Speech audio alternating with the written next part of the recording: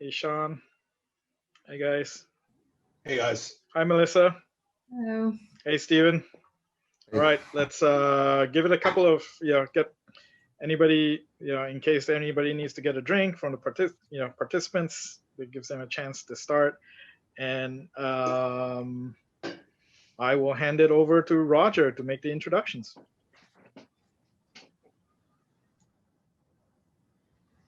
Are we starting at 5 on the nose?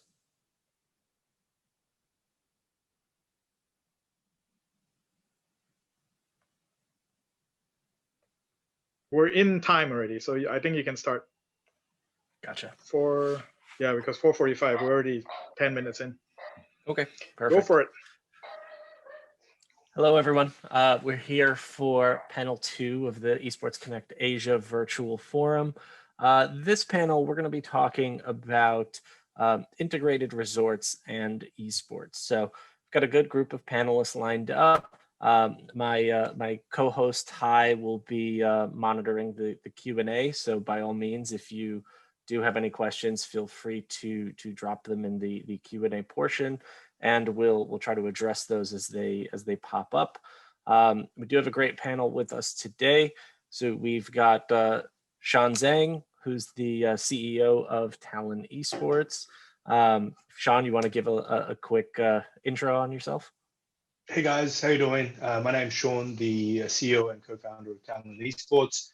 Been doing this esports gig for the last 3 or 4 years. I've always been a passionate gamer and big fan of traditional sports, and felt like I've had a wonderful opportunity to merge these two worlds together.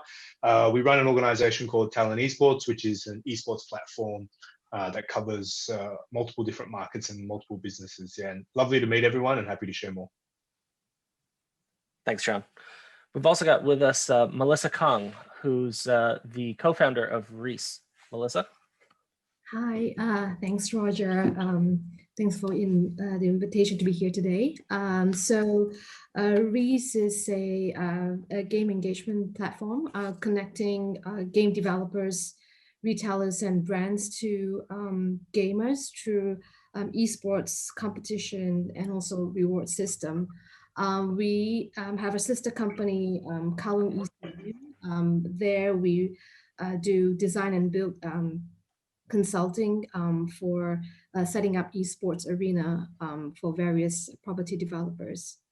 I'm happy to be here today and look forward to the discussion. Last but not least, we have Stephen Hanna from Playbox. Stephen? Thanks, Roger. Hey guys, my name is Stephen. I am the managing director for Playbox. A brief summary of what Playbox does is we function as essentially an infrastructure back office for people that are looking to get into esports. Oftentimes, when you're looking at esports as a prospect, whether you're an established player or an external stakeholder looking in, a major challenge is infrastructure. How do you build the appropriate technology? How do you build the back end support to actually facilitate your vision? And that's where we come in, all the way through from sort of concept all the way to execution and deployment. We function as that sort of technology backbone to the vision and to the offering that you're looking to establish. So that's a brief summary. Great. So our last panel touched on certainly esports from a betting perspective. So we're shifting gears slightly here. Realistically, integrated resorts certainly have the gambling element to them. However, there is a very, very strong entertainment aspect that a lot of IRs play with. So I guess, as the old saying goes, you never know where you're going until you understand where you've been. How have integrated resorts thus far, really embraced esports, and have they embraced esports at all? And I'll put this out there to the panel. Does anyone want to jump in? I'm happy to jump in.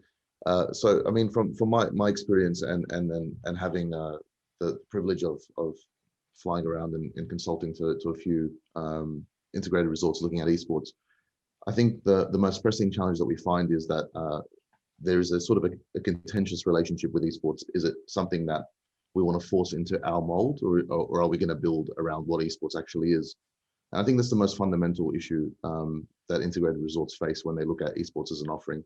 I heard Chris before use his favorite word, authentic, and I think that's definitely something that is essential when you're looking at it as an operation to create a new revenue stream or expand your business and bring in a demographic that's different. It's important to recognize that they are in fact different, and then be practical about that in the way that you implement the aspects of what esports is into your operation. It's important to not take esports and try to fit it into the integrated resort mold, but rather to build a strategy that's broadly esports centric.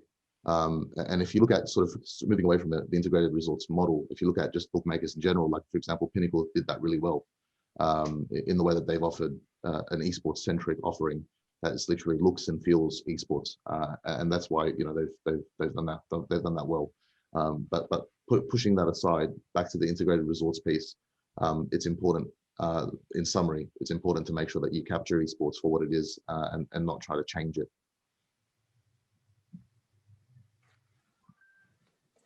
Now, Melissa, I know you mentioned that through Reese and through the sister company of the Kowloon Stadium, that the companies build out essentially arenas for properties. So are these? I mean, certainly these are purpose built for competition and other sort of events. But piggybacking on what Steven said with respect to kind of, not only accepting esports for what it is, but building the strategy around that, what have you seen that sort of relationship to be? Are integrated resorts, really taking this from a super forward thinking approach, or is this something that they're looking to, essentially make a quick buck off of? Since we've all seen the articles floating around of the multi-billion-dollar industry of esports and so on. We think it's more of an integrated approach. We've actually built one at Studio City in Macau. So that's more event driven, and also a trial to get a feel of how the reaction is for people going there, because entertainment is a very big part of the IRs. So that was a good start for us, and because of that we actually got more businesses where we are consulting for shopping malls. We are integrating esports, not just as an arena because that's very event driven, but we're working with casual dining restaurants where we work with them to have a esports integrated retail location where you have restaurant, bars, a tournament stage, you have broadcasting capabilities, and that actually attracts the younger demographic because it's going to a restaurant that doesn't need to be too boring, and because you already play online and there's a place to gather offline to play with fellow friends.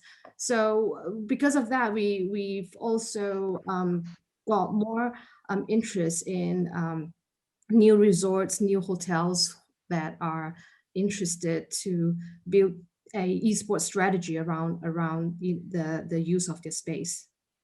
Yeah. It's a really interesting point, especially considering, when you think of really what makes up the integrated resorts themselves is, they are multi-purpose places, right? You have your restaurants, you have your casino floor, you have possibly a showroom. So even if you did have even if you did build out a purpose-built stadium or an arena, you can interestingly integrate that esports strategy throughout all of those different avenues in one fashion or another, so long as the resort is willing to be so forward thinking and align with the agencies such as your own that can connect those dots for them, because I know certainly, and I'm sure the panelists would agree, there's always that very myopic view of like esports is just tournaments and that's all we want to do, and that is what it is. But there is an entire industry and culture even around what those tournaments are, and what those games that are being played are. So that makes yeah, that definitely makes a lot of sense. Yeah, I think we have a question that fits in exactly with what Melissa had just spoke about. Uh, One of our participants, Mohammed, was saying that, how does esports live in-person audience demographic fit into the IR model? It certainly fits to a certain degree when you talk about IR. In Vegas, there's already been several of these large tournament areas that are not just stadiums, but actually, they have restaurants in them. They have gaming themed areas. They have streaming areas that are available. So it's almost like a lifestyle area that is in line with a lot of attractions now that integrated resorts have to keep everybody entertained. Melissa, how do you see, like, with especially with Studio City and the arena there, does it work, from your perspective? Um, that particular mandate was more for events, and we've been operating it for 2 years, and we realized that content is very important. Just having a very nice a location is one thing, but what motivates the players to gather there and play, that's a different thing. So that's why we build up our game engagement platform, where we are working with game developers, where they integrate with us to submit scores so that the players can play at home. So it's like a qualifying round, you can play anywhere, and then you gather in this event hall for the best 100 or the best 50 as an event. So what we see is uh, for the particularly for in Studio City, content is very important to motivate, and therefore lots of tournaments, not just for professional but amateurs, for anyone to go and play, and working with the retailers around it to motivate them by giving them rewards and prizes. Those are the things that we're trying to do to connect the dots so that everyone is involved in this ecosystem. Stephen, anything on the platform background to piggyback on Melissa's comments? Yeah, I think especially, I mean, if we look at the IRs in this environment of lockdown and coronavirus, it's important to also have a digital strategy that is broader.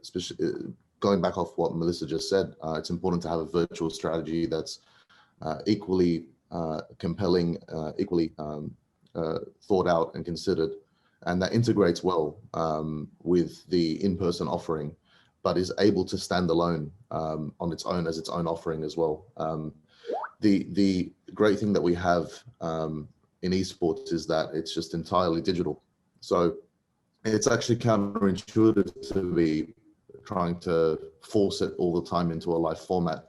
Sometimes it's good to embrace the digital nature of esports and utilize that in the way that you can to further your your end goal from a resort or IR perspective, of which there are many ways. So I think that a digital and physical strategy is an absolute essential, especially in this coronavirus environment where you have these lockdowns and things like that as well. Now, certainly a part of that digital strategy, that we see utilized very frequently within esports is going to be sponsorship. So, certainly, Sean, from an organization perspective, I guess give us a little bit of background on how important really the sponsorship dollars are really to just an organization. Yeah, I mean, sponsorships probably, for most organizations make up a significant part of the sort of revenues for most esports organization. I would say disproportionate to traditional sports, where perhaps more comes from media fees, right? Because I think right now a lot of the esports space that's slowly coming together. Sponsorships is a big part, one of the biggest revenue drivers, and obviously there are a lot of brands more and more getting interested into the space simply because of the interest this year, and also starting to see major brands come in and see a lot of value from the space. And furthermore, the demographic, right? We talked about that a lot. Is how do I access these 15, 16, 25-year-old male and females who really are engaged with this particular game in this community, they're coming into this space. So yeah, it is fundamentally very important. In regards to how sponsorships are sort of triggered, I guess it is somewhat similar to traditional sport. Obviously, we all have jerseys, and so there are spaces on the jerseys that are like more for awareness and placement. But what we try and offer here at Talon is to include a very comprehensive list of inventory items that are very digitally focused as well, right? So whether it be particular content pieces that we share that tell a particular story about a particular sequence or a moment of time for a team, digital ad campaigns, live streaming. Obviously, all our players live stream. There's huge audiences with that, and building product awareness around that. I think the main difference is that on the esports side, there just are a lot more digital activations, simply because our audience is naturally digitally native, and just driving more sort of inventory, which is on the video content, the photo content, and sort of giveaways and promotional materials that we can push. So that's one thing. Another one that we can sort of push, I guess, from the PSG side, just to also share, because we are sponsored by or partnered with PSG, is some of the branding of the teams, right? We've seen that happen recently with a lot of major teams like Damwon, who are the world champions, recently branded as Damwon Kia, right, to really promote both those brands. And for us, the similar thing with PSG, we are called PSG Talon because we want to help promote the PSG brand as well as the Talon brand, and those two brands coming together. So there is a little bit more flexibility and a lot of different avenues that you can explore, but definitely to summarize, it is a very important aspect of the revenues for esports teams, because right now it's a stronger portion towards that, and less so on other areas such as traditional media or ticket gate or things like that, where you would get that from an offline or a stadium experience. Yeah. Sean, just for those that may not be familiar, what is PSG? Yeah, so PSG, if you guys aren't aware, is one of the biggest football teams in Europe. They're called Paris Saint-Germain. They play in League One, and they have two, I guess you could say, probably the most famous players in the world right now, with Neymar and Mbappe. They are traditionally a football team. They also do handball and judo and a whole bunch of other sports as well underneath this whole PSG banner. They obviously, League One is not as popular as the English Premier League here in Asia, and they've decided to take a different approach when it comes to promoting the team, and that's to have a focus around esports. So they support two major teams here in APAC, firstly with Dota 2, so it's called PSG LGD, based out of mainland China, and they also work with us, which is PSG Talon, which is a League of Legends team, and they also have their own Brawl Star teams in Singapore, which were they recently crowned world champions as well. So the strategy is around sort of developing the PSG brand and building more awareness around it in APAC, with more of an esports focus, rather than, say, from the football side, where naturally they have a bit more competition, simply because of the time scheduling, and also just where people have preferences for watching leagues here in Asia. Yeah. Thanks, Sean. We actually had a question from one of the attendees about how IRs can enter the esports space prudently with minimal investment costs, given the downturn in the business in 2020. I think I think Stephen jumped into that earlier a little bit with probably one of the most effective and resilient against closures or property closures is to offer online platform engagement through esports. And esports is something that is played more online than in person anyway, and a platform certainly can facilitate that and facilitate continued and sustained engagement even through any quarantine or closure circuit breaker situations that might occur in your jurisdiction. I think the other way to look at it as well is to have partnerships with groups like Reese, with Melissa, or even teams. I think that's something that not a lot of IRs are really looking into it right now. Partnerships with teams and leagues, and maybe even game publishers. Right now, you see with traditional sports, it's not surprising to walk into a casino today or a shopping center today and see like a Ferrari Formula One team store that sells their goods, or a Manchester United store or a Liverpool store.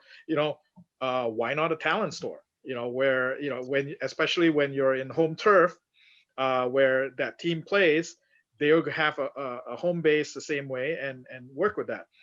Melissa, on that aspect, is that something that you guys will be able to work with, to interface, to bring in teams and have merch stores, to do merchandising beyond just events and entertainment? Yes, definitely. So like and in the past, we've worked with brands like teams like Madhouse and others for the merchandise. And like what Stephen said, we are now also moving into like a digital a strategy where, setting up the stores, the location, the arena is one aspect, but the continuation and the scalability of getting the engagements from the players. We are also setting up the online corners for players. So in a sense, what we're trying to do is we're trying to aggregate the advertising and marketing money from the non-endemic brands who are, usually connected with the esports ecosystem, and aggregate this money and then give it back to players who are involved in esports. And it might not be a very big amount, but it's like, playing a competition, winning something very small like a meal, a burger or something, just to keep them keep coming to consume. And at the end, esports is it's a mainstream or a combination of gaming, pop culture, media, and commerce. So we're trying to build this ecosystem to have everyone involved. Thank you, Melissa. Stephen, from a cost point of view, what should properties look at in terms of, if they want to build an online strategy, what kind of ballpark are we talking about? Well, I mean, it really depends on the appetite of the particular property, but relative to physical investment, it's extremely low, a fraction of the cost. The a digital strategy these days is absolutely vital. And answering the question, how can a IR come into the space with a sort of minimal commitment, with a low risk appetite, just to test the waters? I would suggest platform technology would be the key. So the premise of platform technology is very simple. Any investment that you make in esports, you want to be able to control within a set environment. And that's basically something that we do on a regular basis. So I can give you that experience firsthand. What we find is when a IR goes into esports thinking, I'm going to hold a massive event, I'm going to throw all this money into an event, they generate so much interest in this event because they've thrown so much money behind marketing and resources. The event finishes and their whole audience is gone. They're back at their homes. They're back doing whatever they were doing before. And there is very little room for retention of that investment. So from a digital perspective, what you can do differently is you can funnel that same investment or even a much smaller amount of that investment into creating an electronic or a digital destination, focusing really heavily on the customer experience, making sure the customer experience is synonymous with the brand, is synonymous with what you want people to expect of you in the esports space. And then what that does is, rather than having an event that finishes, you're in a digital format. So you retain all the data, you retain all the contacts, you retain all the database infrastructure that you have, and you're able to actually exploit the investment for further future returns in a much more prudent, much more sort of easy way, much less risk. Whereas if you were sitting there trying to set up event by event, physical event by physical event, what you'll find is that you're going to have to reinvest and reinvest and reinvest marketing dollars, just to generate the same, if not lower levels of interest on a sequential basis. So yeah, does that answer the question? Yeah, and I think to piggyback on that also too, one of the other low cost ways of generating that digital or continuing that digital presence is also through influencer marketing. And influencer marketing tends to be very low cost compared to what a full marketing spend would be, with a high level of stickiness to their following. I mean, in a sense, it's and by influencers, I'm talking, whether it be Instagram influencers, Facebook, any other social media accounts. Certainly on the esports side, you've got not only streamers, whether it be Twitch, YouTube, Facebook, anything else, but also your players. Depending on what that, depending on what the strategy is for that destination, whether it's, maybe if it's geared a little more towards competitive events, that's something then that you want, more of a player face as the influencer who's, showcasing your space. If it's going to be more casual, then maybe you want the social media influencer who just has a broader following. There's also been some studies even that you can get hyper niche with your influencers. Like maybe you don't want necessarily someone with 100,000 followers, but those 100,000 followers are spread across, several different countries. Maybe you want someone with 20,000 followers, but all those 20,000 followers are very local to that area. And the good thing is that when you're dealing, as Stephen said, when you're dealing with this entire digital ecosystem, all of that data is available and it's exploitable. And that's how you can really start making your marketing dollars work for you in a much more effective way.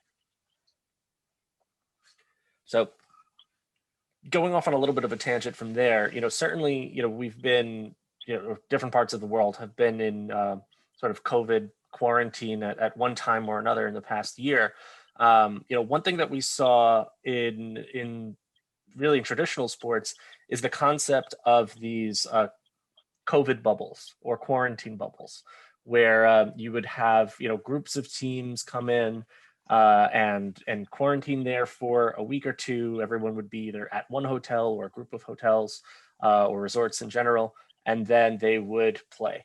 So certainly, we saw that here in the States with the NBA. They had a bubble down in Disney World.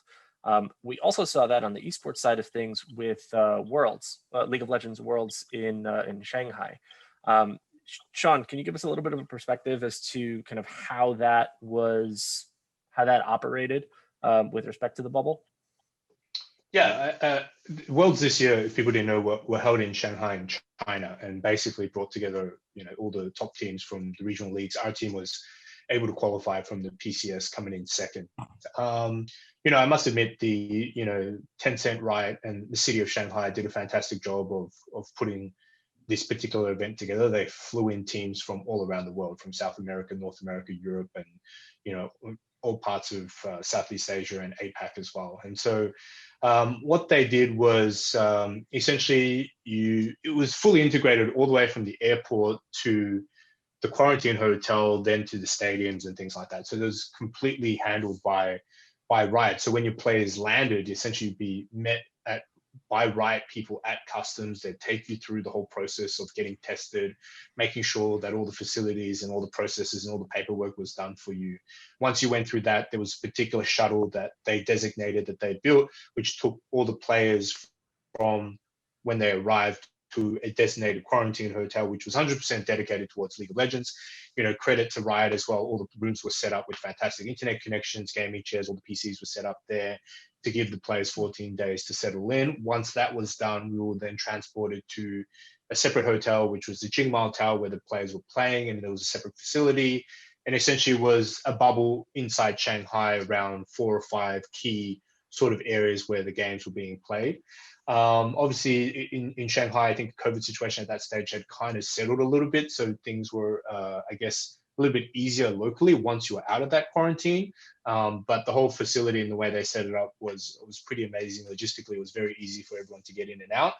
And then essentially, the whole city was kind of behind. There's a lot of promotions around the city of Shanghai. For example, Waihailu, which is one of the main shopping strips there, all the teams that qualified for the group stage actually had a metal manhole made for every single team placed along the whole way. So, very similar to the NBA. It was very structured and organized, very strict in ensuring that we got in and it was all safe. Obviously, they didn't want any sort of outbreak because of Worlds. And I think, the city of Shanghai and Riot and Tencent did a fantastic job of pulling that together, given the sort of difficult backdrop that you had to fly all these teams from around the world. But yeah, it was pretty much concentrated, at around 4 or 5 key facilities that we would operate in, and basically we would work within those boundaries to ensure that we were able to attend and play all our games.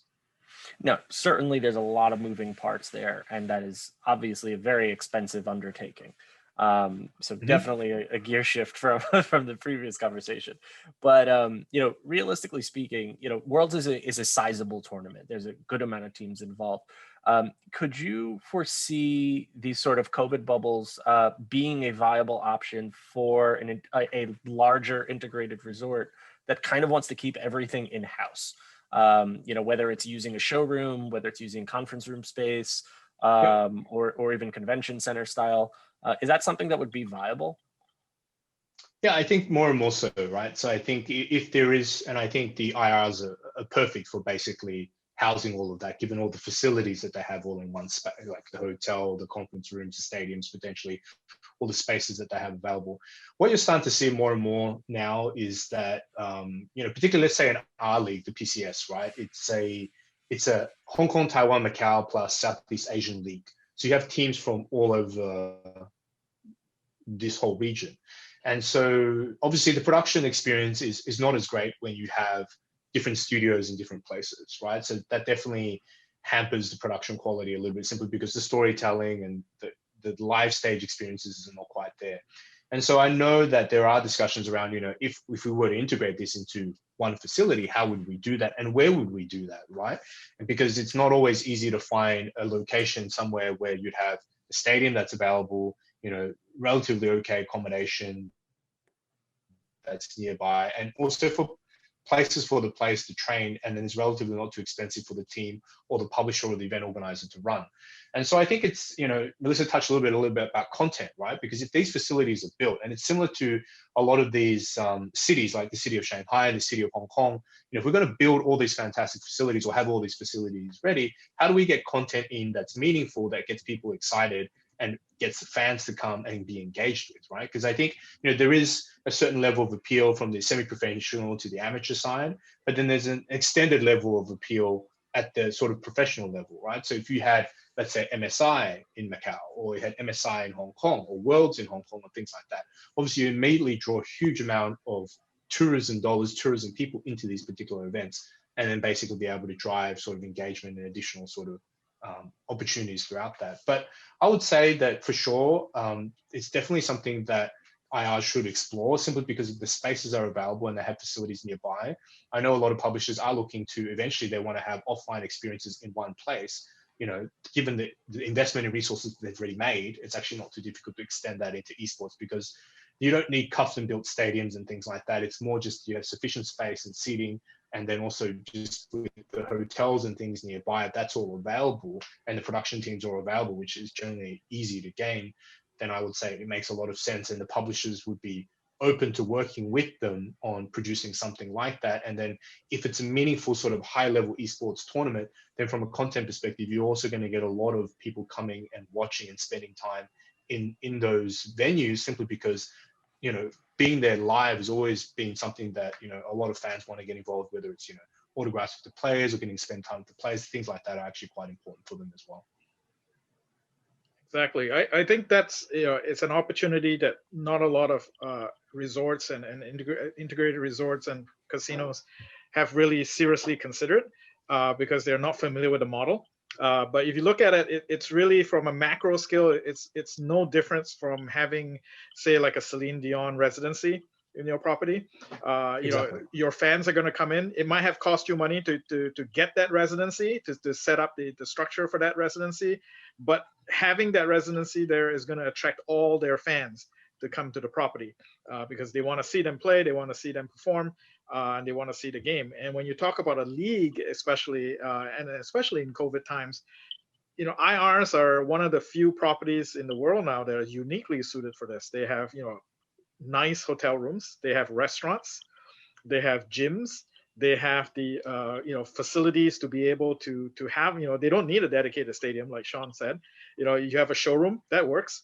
And since if it's COVID, you're not going to be running many other shows anyway, and it's also big enough that you can easily compartmentalize your audience from your players, so you can still bubble your players and not worry too much about a cross contamination with the audience itself. And I think one of the most important things is, I think earlier, if you were in the first session, the word authentic, right? And that's the thing about esports fans. They like that kind of association. And if you start building that association, whether be it a resident league or a resident team, that brand and that brand loyalty is going to stay with them. And that customer is going to come back time and again because there is that theme there. They feel comfortable with it. They know you understand esports. They know that if they come in, they can get internet access. They can play games in their room, and it's going to be gamer friendly, and that's going to work.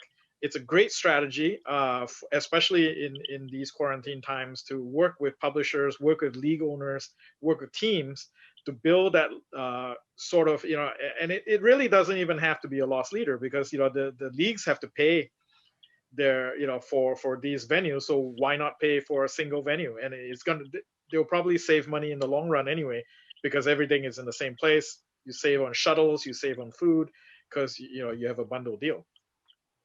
Melissa, that might be, is that something that you guys have worked with people on? I know, when we do tournaments here in the US, it's something that we always look at in working with properties. There are tournaments that don't really integrate, they just use it as a show. So what happens is, like Stephen was saying, after the tournament's over, everybody leaves. Or, people who come for the tournament may live in another property because they're going for the cheapest room.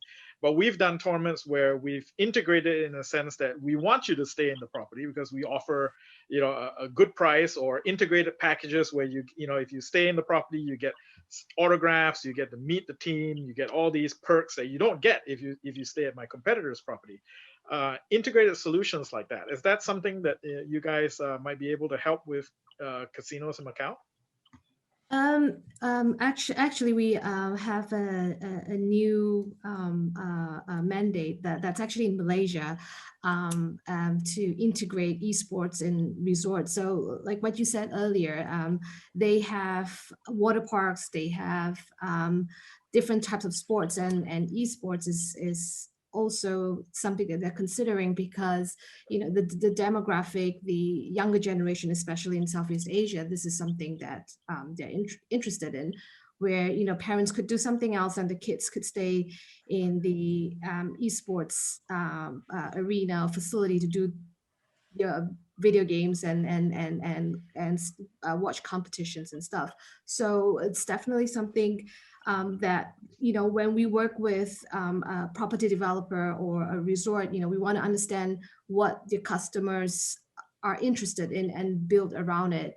And as in an integrated resort, you definitely want your customer to stay in there as much as possible and spend within the resort. Yeah, to piggyback on that, just anecdotally, there is an esports arena in Las Vegas that's located within Luxor, and they converted an old nightclub into a small arena. It's a functional space, but when it's not being used for competitions, it's essentially a LAN cafe. So people can go play games, rent PCs by the hour. One of the things that's told to me all the time by people that come across me that know I work in esports as an attorney is, oh yeah, I went to that hotel in Vegas once, and I was playing poker, and the fact that the kids can just go sit over there and play Fortnite all day and leave me alone so I can gamble is amazing. And it's been told to me by multiple people at this point. But it's true, in a sense, it also is giving you the tag-alongs to the casino properties to, something to do that's familiar to them and something that they normally engage with on a regular basis. So it makes sense. It's certainly meeting your consumers, where they already are. We're running like right up against our time here, so I want to wrap this up. But I guess just in closing, what does everyone see as the future for integrated resorts and esports? I mean, from my end, I think the immediate future and what's likely to be the next, X months, who knows anymore, but what's likely to be the most sort of midterm future is definitely a digital first approach, looking at sort of almost caveating or holding or marking a place in the esports ecosystem in a region ahead of things returning to some form of normality. So having a really compelling digital strategy, which can be then channeled back into that physical component as soon as things become more certain, as soon as there's more confidence in the ability for things to be that way. So that's my view on sort of how integrated resorts are looking at esports at the moment. It's that really low risk but effective and very deeply penetrating digital strategy that's going to hold your place in the market ahead of things returning to some form of normalcy.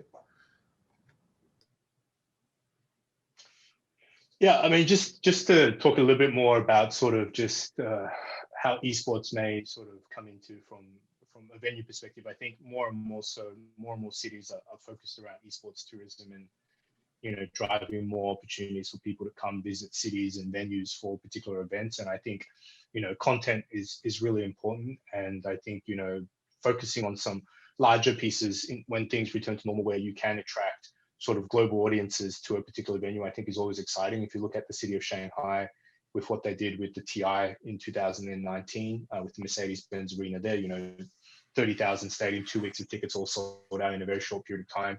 And I think more and more so, you know, cities are focused around that here in Asia to drive more tourism. Singapore's doing the same thing. Hong Kong has a big focus, same with like Seoul and Taiwan. And I think, you know, working with, you know, government bodies and publishers and leagues and major tournaments to attract some of these major events into these venues are going to be really powerful once things come back. Completely agree, digital for now makes all the sense. And I think once things are ready and things are normalized, and looking into some of these bigger sort of IPs are really interesting in tournaments, because it definitely opens a lot of doors and, you know, a lot of foot traffic, which is one of the main things that I guess people will be looking for.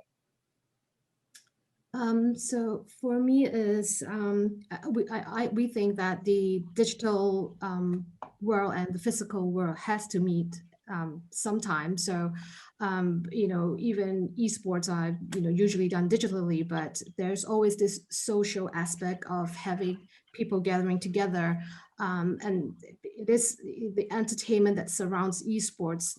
It becomes a culture. So definitely having a, you know, physical venue strategy meeting with the digital world is important to be integrated in the IRs as, you know, a form of entertainment for the younger generation to come, because they are already very involved in this esports world, and they are normal people, and they will spend in physical locations. Well, great. Well, I want to thank all of our panelists for this amazing conversation. Thank Hai also as well for co-hosting this with me. Certainly, you know, interesting talks, and you know, always exciting times around esports, and certainly looking forward to, you know, being able to see everyone in person again. I think we'll all agree on that. Yeah. So thank you to everyone, and have a good night, or enjoy the rest of your day, depending where you are. Yeah. Thanks, Thanks for guys. attending. Thanks. Cheers. Bye. Thank you. Bye. Cheers. Bye. Bye.